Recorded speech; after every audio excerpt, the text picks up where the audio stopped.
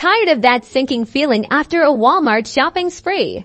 Well, get ready to breathe easy because I'm about to show you how to split your Walmart payments with Klarna even when you're shopping in store. First things first, make sure you have the Klarna app downloaded on your phone, whether you are using an iPhone or an Android. If you don't have it, go to the App Store and download it now.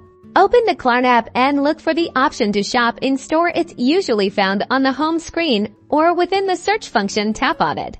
Now, search for Walmart in the app. Klarna will then generate digital Vietnamese cards specifically for your Walmart purchase. Review your Klarna purchase plan, including payment amounts and due dates. Once you're happy, activate the digital card in the Klarna app. Make sure you take note of the virtual card number, expiration date, and security code, as you'll need these in just a minute. At the Walmart checkout, simply tell the cashier you want to pay with a credit card.